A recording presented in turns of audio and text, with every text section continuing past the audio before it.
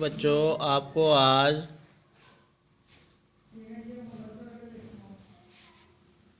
नौ point one प्रश्नावली से आपके 4 नंबर का जो एक क्वेश्चन आता है प्रत्येक वर्ष,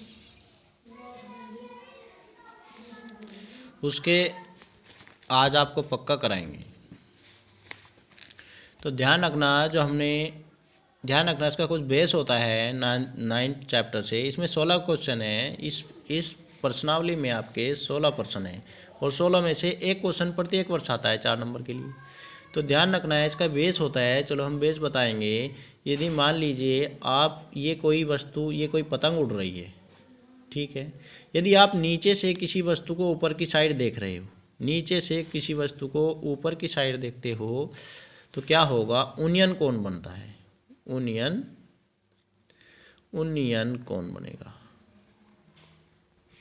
और यदि कोई ऊपर से किसी भवन से, खंबे से या किसी टीवी टावर से आप देखते हो, यदि ऊपर से देखते हो, नीचे की साइड में देखते हो, तो क्या होगा? अवनमन कोण बनेगा। क्या होगा? अवनमन कोण बनता है। ये ध्यान रखना है भैया। इस प्रकार के सवालों को आप ऊंचाई दूरी के सवाल भी कह सकते हो। क्या कह सकते हो? ऊंचाई व दूरी के सवाल भी। यदि ऊपर से नीचे देखते हो अवनमन कोण और नीचे से ऊपर देखते हो तो ये। तो ध्यान रखना है, आपके जो हमने ट्रिग्नोमेट्री के फॉर्मूले लिखवाए थे चैप्टर 8.1 शुरू होने से पहले, जो हमने ट्रिग्नोमेट्री के फॉर्मूले लिखवाए हुए हैं पिछले एपिसोड में, तो आप उसे ज़रूर देख लेना है, ठीक है। तो ध्यान दीजिए 9.1 प्रश्नावली का पहला क्वेश्चन देखिए। आप छोटे क्वेश्चन से ही चलेंगे। पहला क्वेश्चन देखना है, क्वेश्चन नंबर 1। तो ये दिया हुआ है, आपको क्वेश्चन बहुत अच्छे प्रकार से पढ़ना होता है जिससे आपके सवाल आसानी के साथ में हो जाए। देखिए, सर्कस का एक कलाकार 20 मीटर लंबी डोर पर चढ़ रहा है, ठीक है, जो अच्छी तरह से तनी हुई है और भूमि के सीधे लगे खंबे के शिखर को से बांधा हुआ है। देखिए, ये कह रहा है आपको, ये कोई आपका खंबा है, ठीक है। एक क्या है? इस खंबे के शिखर से क्या है? 20 मीटर लंबी डोर। ये 20 मीटर की कोई डोर है जो तनी हुई है और बंधी हुई है इसके शिखर से, खंबे से, ठीक है। इतना दिया। फिर आगे दिया हुआ है, यदि भूमि स्तर के साथ डोर द्वारा बनाया गया कोण, यदि भूमि के स्तर के साथ ये कोण आपका ये कितना बना गया? 30 डिग्री आपका दिया हुआ है क्वेश्चन में। 30 डिग्री है का हो तो खंबे की ऊंचाई यानी खंबे की हाइट निकालनी है कि ये खंबा कितना ऊंचा है। आसानी की ऊंचाई दूरी के क्वेश्चन होते हैं। 16 क्वेश्चन है इस प्रश्नावली में, 4 नंबर का प्रत्येक वर्ष पूछा गया है। ध्यान देने वाली बात है। देखिए, ये आपको दी हुई है 20 मीटर लंबी कोई शिखर से इसकी डोर बंधी हुई है और इसका भूमि शिखर के स्तर के साथ में 30 डिग्री का कोण भी दिया हुआ है। आपको हाइट पूछी है, आप इसे A, B, C कुछ भी मान सकते हो, ठीक है। तो आप लिख सकते हो, क्या कह सकते हो? अभी आपका एक समकोण त्रिभुज बन गया, जबकि आपकी हाइट पूछी है और कर्ण दिया हुआ है, ठीक है। तो आप इसको क्या कहते हैं? तो आप देखिए, साइन थीटा बराबर लंब बटे कर्ण होता है, तो आप साइन थीटा से रख सकते हो। जबकि थीटा की वैल्यू आपके पास में है कितना है? 30 डिग्री कोण है। और जबकि AC की भी वैल्यू आपको दी हुई है। AC की वैल्यू क्या है? 20 मीटर है। और क्या है? AB की वैल्यू ये पूछ रहा है आपसे, AB की वैल्यू ज्ञात करवा रहा है। तो आप कह सकते हो, तो tan थीटा, ये साइन थीटा बराबर लग जाएगा, फॉर्मूला लग जाएगा। साइन थीटा बराबर, जबकि आपको पता होना चाहिए, लंब बटे कर्ण का फॉर्मूला होता है। साइन थीटा बराबर लंब बटे कर्ण होता है, ठीक है। लाल कक्का से भी हमने आपको LALKK लाल कक्का से हमने ट्रिग्नोमेट्री में आपके जो फॉर्मूले लिखे थे उनमें आपको समझा था। तो साइन थीटा बराबर क्या होता है? लंब बटे कर्ण। कोस थीटा बराबर क्या होता है? आधार बटे कर्ण। टैन थीटा बराबर क्या होता है? लंब बटे आधार। इसी प्रकार इसके विपरीत हो जाते हैं। कोट थीटा आधार बटे लंब हो जाता है, सेक थीटा कर्ण बटे आधार हो जाता है और कोसेक थीटा कर्ण बटे लंब हो जाता है। यहाँ से आप आसानी के साथ में आप एपिसोड देख सकते हो और पिछले जो फॉर्मूले हैं मैंने आसानी के साथ में याद कर सकते हो। वहाँ सभी फॉर्मूले हमने ट्रिग्नोमेट्री के लगभग लिखे हुए हैं। तो थीटा की वैल्यू आपके पास में है, तो साइन कितना है? थीटा की वैल्यू 30 डिग्री है, लिख सकते हैं। कितना दिया हुआ है? ये लंबाई लंब बटे कर्ण। लंब आपको ज्ञात करना है। क्या है आपका लंब? AB है या BAB कह सकते हो, तो AB ज्ञात करना है। कर्ण कितना है? AC आपको ज्ञात दिया हुआ है। तो साइन 30 का मान कितना होता है? 1/2 होता है। AB क्या है आपको ज्ञात करनी है? H। AC कितना है? 20 मीटर। तो कैंची मार आप गुणा कर सकते हो, 2 की H में गुणा कर दो तो 2H हो जाएगा, 20 एकन 20 हो जाएगा, ठीक है।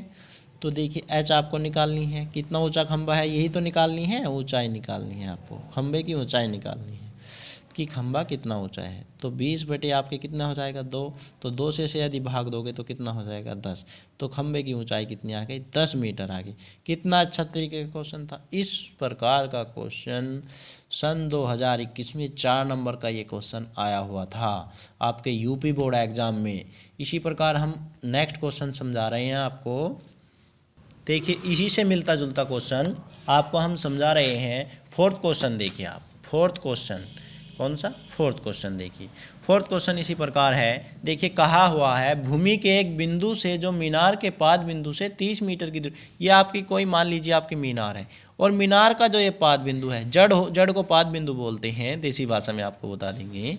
तो इससे जो क्या है कोई बिंदु है भूमि का, इस मीनार के पाद बिंदु से यहाँ तक की दूरी 30 मीटर उसने क्वेश्चन में दी हुई है। तो उसने बोला है मीनार के शिखर का उन्नयन कोण 30 डिग्री है। तो जो ये मीनार का शिखर का उन्नयन कोण है आपका, जो ये उन्नयन कोण है तो ये कितना है, ये आपको दिया हुआ है 30 डिग्री है। मीनार की हाइट निकालनी है इसमें भी आपको, तो आप इसको भी ABC करके मान सकते हो। ठीक है, ABC करके आप मान सकते हो। जबकि 30 मीटर आपको दिया है, 30 डिग्री का कौन है, हाइट इसने ज्ञात किया है, क्या मीनार मान रखी है आपकी, AB क्या है आपकी ज्ञात करनी है। तो AB आपकी हाइट ज्ञात करनी है, तो AB आपने क्या मानी H, और जबकि BC आपको दिया हुआ है कितना है 30 मीटर, और जबकि थीटा की वैल्यू भी आपको पता है कितनी है 30 डिग्री। तो देखिए आपके इसमें कौन सी बात चली है, तो आपको ध्यान देने वाली बात है ना, आधार और लंब चला है।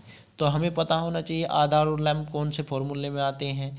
तो tan थीटा लंब बटे आधार होता है, तो आप tan का फॉर्मूला रख सकते हो, tan थीटा बराबर, क्योंकि इसकी और इसकी ही तो बात पूछी है उसने, हाइट पूछी है, आधार तुम्हारे पास में है, तो tan थीटा लंब बटे आधार होता है। आपको पता होना चाहिए, फॉर्मूला याद करोगे ना, सूत्र है आपका, कहीं से नहीं आया, सूत्र है, क्योंकि ये हाइट पूछी है, आधार आपके पास में दिया, थीटा की वैल्यू आपके पास में दी गई है। तो tan कितना लिखना है 30 डिग्री, लंब क्या है आपने H मान रखा है, या आप लिख सकते हो क्वेश्चन बढ़ाने के लिए आप AB भी कह सकते हो, क्या कह सकते हो AB भी लिख सकते हो। आधार क्या है BC, तो tan 30 का मान कितना होता है आपको पता होना चाहिए ना। तो जब आप सारणी से tan 30 का मान याद करोगे तभी तो पता चलेगा। तो tan 30 का मान कितना होता है 1/√3 होता है, याद कीजिए सारणी से। AB की वैल्यू आप क्या कह सकते हो H कह सकते हो। BC की वैल्यू आपको दे रखी है, कितनी दे रखी है भैया 30 डिग्री 30 मीटर दे रखी है, तो कैंची मार गुणा कर सकते हो, तो √3H, H की √3 में करोगे तो √3H, और 30 की 1 में करोगे तो 30 सेकंड 30। तो H बराबर आप कह सकते हो 30/√3। अब देखिए आपके पास में यह हाइट आ गई। यदि आप इसे और आगे बढ़ाना चाहते हो क्वेश्चन को, या आप यहाँ भी आंसर लिख सकते हो, यदि आगे बढ़ाना चाहते हो, देखिए यदि हम ऊपर नीचे √3 से गुणा कर दें, ऊपर नीचे यदि हम √3 से गुणा कर दें, यहाँ भी और यहाँ भी, देखिए √3 कितना हो जाता है, √3 आपका 3 हो जाता है, सूत्र भी कह सकते हो। ठीक है, √3 और √3 3 हो जाता है। यदि हम इसकी गुणा करेंगे तो आप क्या लिख सकते हो 30/√3, 30 की इसमें कर दीजिए, इसकी इसमें करोगे तो क्या आ जाएगा 3, क्योंकि 3 से ये कट जाएगा। तो आपको हाइट निकालनी है, तो 3 ढाई 30, 10/√3। तो आप खंबे की ऊंचाई या मीनार की ऊंचाई ही तो निकाल रहे थे, ऊंचाई ज्ञात कर रहे थे। तो इस प्रकार आसानी के साथ में देखिए उसी टाइप का क्वेश्चन है जो आपका पिछला क्वेश्चन फर्स्ट हमने समझाया था, उसी टाइप पे बिल्कुल आसानी के साथ में आपको बिल्कुल अच्छे प्रकार से आपको बिल्कुल आसानी के साथ में आपको बताया है। 4 नंबर की बात है ना। चलो इसी प्रकार आपको एक क्वेश्चन और बताएंगे, आपको क्वेश्चन नंबर 9 बताएंगे। ठीक है, क्वेश्चन नंबर 9 बताएंगे।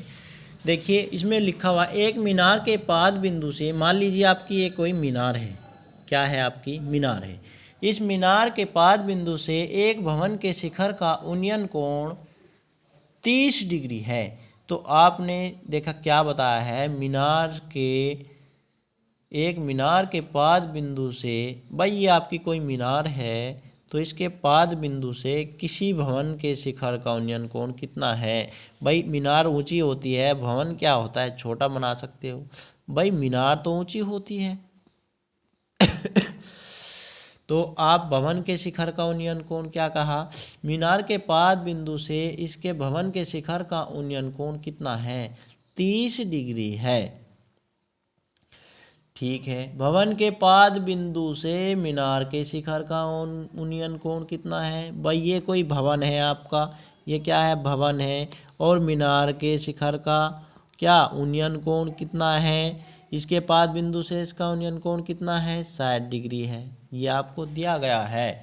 ठीक है, अब क्या कहा, अब कहा है इसने यदि मीनार 50 मीटर ऊंची है, मीनार के आपके पास में हाइट दी गई है, कितनी, 50 मीटर ऊंची है, तो भवन की ऊंचाई ज्ञात कीजिए। भवन की हाइट आपको क्या करनी है, ये आपको ज्ञात करनी है, ये क्या करनी है, आपको ज्ञात करनी है। तो भवन की ऊंचाई ज्ञात करनी है, जबकि आधार आपका दोनों का सेम है। आप कह सकते हो ना, आधार दोनों का सेम। तो अब आप इसे नाम दे सकते हो, ए बी, कुछ भी नाम दे सकते हो, सी डी। ठीक है, अब हमने क्या किया, आपकी हाइट मान ली। मीनार की हाइट क्या कह सकते हो, सी डी कह सकते हो। भवन की हाइट क्या कह सकते हो, ए बी। आधार क्या कह सकते हो, ए सी लिख सकते हो ना। तो माना भवन की ऊंचाई, मान लीजिए इस प्रकार कर सकते हो, माना भवन की ऊंचाई क्या कह सकते हो, भवन की ऊंचाई तो क्या है आपकी, ए बी बराबर क्या लिख सकते हो, ए बी बराबर एच बी कह सकते हो। और मीनार की ऊंचाई की क्या लिख सकते हो, मीनार की ऊंचाई क्या कह सकते हो, सी डी बराबर 50 मीटर लिख सकते हो। कोई दिक्कत वाली बात नहीं है। अब आप समकोण त्रिभुज ए बी सी की भी बात कर सकते हो, ए बी सी भी कह सकते हो, कोई दिक्कत वाली बात नहीं है। तो इस प्रकार भी कर सकते हो, समकोण त्रिभुज ए बी सी। पहले इस वाले त्रिभुज देखिए, आपको दो त्रिभुज इसमें दिखाई दे रहे होंगे, एक तो भवन वाला और एक मीनार वाला। ठीक है, तो पहले भवन वाले को लेकर चल रहे हैं हम ए बी सी में। ठीक है, किसमें, ए बी सी में, इस वाले त्रिभुज में लेके चलेंगे, कोई दिक्कत नहीं है। कोई से भी त्रिभुज में आप पहले लेके चल सकते हो, इसमें भी लेके चल सकते हो, इसमें भी लेके चल सकते हो। ठीक है, अब आपको क्या निकालनी है यहाँ आप हाइट आपको ज्ञात करनी है, भवन की हाइट ज्ञात करनी है। तो आपको देखिए हाइट और आधार। ठीक है, तो आप क्या कह सकते हो, तो कह सकते हो कोट थीटा बराबर क्या होता है, कोट थीटा बराबर आधार बटे लंब होता है। तो कोट नहीं आपको ज्ञात है तो लाल कक्का से देख लीजिए, लाल कक्का से देख लीजिए, कोट यहाँ पे होता है, आधार बटे लंब होता है। तो आधार बटे, तो यदि आप कोट थीटा बराबर, क्योंकि आपको थीटा की वैल्यू ज्ञात है ना, कितना है, 30 डिग्री है। भाई थीटा की वैल्यू कितना है, 30 डिग्री है। कोट थीटा बराबर क्या होता है, कोट थीटा बराबर आप लिख सकते हो आधार बटे लंब। तो आधार आपके पास में क्या है, आधार आपके पास में क्या है, ए सी। तो आप कह सकते हो कोट थीटा, थीटा की वैल्यू 30 डिग्री है, तो आधार क्या है, ए सी, और लंब क्या है आपका, ए बी लिख सकते हो। ठीक है, तो tan 30 की वैल्यू क्या होती है, tan 30 की वैल्यू कोट 30 की वैल्यू क्या होती है, आपको पता होना चाहिए, √3 होती है। और ए सी आपका क्या है, ए सी आपको ज्ञात कर सकते हो यहाँ से। तो ए सी आपका अभी ज्ञात नहीं हुआ है, ज्ञात करना है, जबकि ए भी आपने क्या माना है, एच माना है। तो यहाँ आप क्या कर सकते हो, एच की यदि हम इधर गुना कर दे तो ये क्या हो जाएगा, तो √3h कह सकते हो, बराबर किसके, ए सी के। तो ए सी बराबर आप सीधा करके भी लिख सकते हैं, h√3 भी कह सकते हो। इसे आप समीकरण 1 का नाम दे सकते हो। यहाँ तक कोई दिक्कत नहीं है, यहाँ तक आपके सवाल में कोई दिक्कत नहीं है। इसी प्रकार ए सी की वैल्यू आप h√3 कह सकते हो या समीकरण 1 का नाम दे सकते हो। क्यों, क्योंकि आपको देखिए इसमें आपके क्या है, मीनार की हाइट है, तो इससे आधार आसानी के साथ में लेकर जाएगा। तो पुनः करके आप लिख सकते हो समकोण त्रिभुज। भाई पहले हमने ए बी सी में करा था, अब ए सी डी में या ए डी सी ए में भी कह सकते हो। समकोण त्रिभुज डी सी ए में, इस प्रकार भी लिख सकते हो। तो अब क्या है, इसमें हाइट दी हुई है, ये दिया हुआ है, तो आप क्या कह सकते हो, tan थीटा भी लिख सकते हो। तो tan थीटा बराबर लंब बटे आधार होता है। बात तो आधार और लंब की चली है, tan ले लीजिए जब भी वही बात है, कोट ले लीजिए तब भी वही बात है। तो थीटा की वैल्यू इसमें आपको दी गई है, तो थीटा बराबर कितना है, 60 डिग्री दिया हुआ है इसमें। तो tan थीटा बराबर कितना है, 60 डिग्री, और लंब कितना है आपका, सी डी भी कह सकते हो, सी डी अपॉन आधार कितना है, ए सी कह सकते हो, कोई दिक्कत वाली बात नहीं है। tan सेट का मान कितना होता है आपको पता होना चाहिए, √3 होता है। तो सी डी की वैल्यू क्या है आपकी, सी और डी की वैल्यू आपकी दी हुई है 50 है, और ए सी की वैल्यू आपको क्या करना है, ज्ञात करनी है। तो कैची मार यदि हम गुणा करें तो ये इधर आ जाएगा, तो ए सी बराबर, तो ये कहाँ आ जाएगा, √3 यहाँ आ जाएगा 50। तो आप ए सी बराबर आप कह सकते हो 50 √3, ऐसे भी तो लिख सकते हो। तो ए सी बराबर 50 बटे √3 आप लिख सकते हो।